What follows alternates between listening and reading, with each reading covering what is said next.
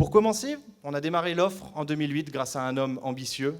Cet homme, c'est Xavier Lapère, mon père. C'est lui qui a pris les plus gros risques. Parce que c'est lui qui a décidé d'acheter le foncier ici. À monsieur Eddy Meus, l'ancien PDG du groupe Walibi. Monsieur Eddy Meus, il voulait édifier ici Walibi Île-de-France. C'est pas Walibi Île-de-France, c'est Winoland. C'est magnifique quand même, 17 ans plus tard. Pour continuer, les années 2008 à 2014, c'est la mise en place de l'offre. En 2008, c'est 15 saisonniers et 20 000 visiteurs dans l'année. On a avancé comme ça jusqu'en 2014, où là, plus intense, les clients sont vraiment au rendez-vous. Le bouche-à-oreille fonctionne. Les grosses attractions avec opérateurs prennent place, sans trop de thématisation au départ. Et nous passons la barre des 120 000 visiteurs en 2014. Les premiers problèmes arrivent. L'attente devient longue au manège. Les points de restauration sont saturés.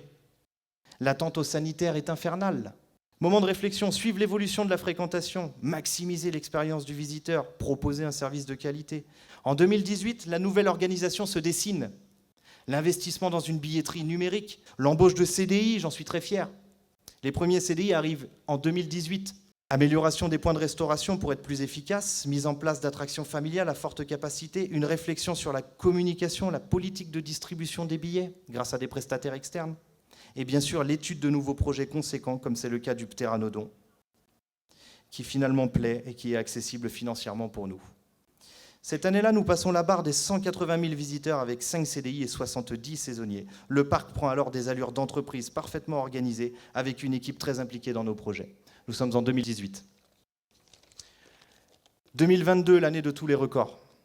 Coupe des 230 000 visiteurs offerte par M. Dominique Véraud. Je vous remercie encore, monsieur le maire.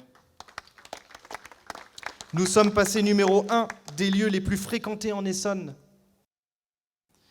Nous avons aujourd'hui 33 belles attractions réparties sur 24 hectares et une belle boutique souvenir. Nous avons l'embauche de 100 saisonniers placés judicieusement par secteur d'activité et nous avons aujourd'hui 12 CDI à temps plein en qualité de responsable sur qui on s'épaule. Nous avons 6 points de restauration, je l'ai dit tout à l'heure, et nous avons un superbe établissement qui s'appelle le Coin du Lac, géré par Audrey.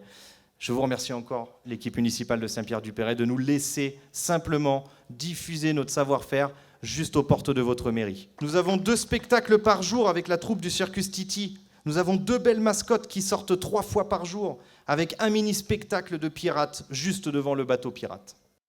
Nous avons maintenant une zone de chalandise aux portes de Paris, puisque nous sommes à 30 km au sud de Paris. Nous avons un périmètre de 100 km tout autour du parc, c'est-à-dire que nous faisons déplacer du monde à 100 km. Et je peux vous dire qu'on déplace du monde du sud de Paris intramuros, et de toute l'Île-de-France. Le parc d'attractions est devenu un lieu de travail commun et l'entraide est de mise. Et je voudrais simplement conclure sur une belle citation que mon père adore dire à la fin d'une journée de travail. C'est mon fils, il est temps d'aller se reposer, car on ne mangera pas plusieurs beefsteaks, à chaque jour suffit sa peine.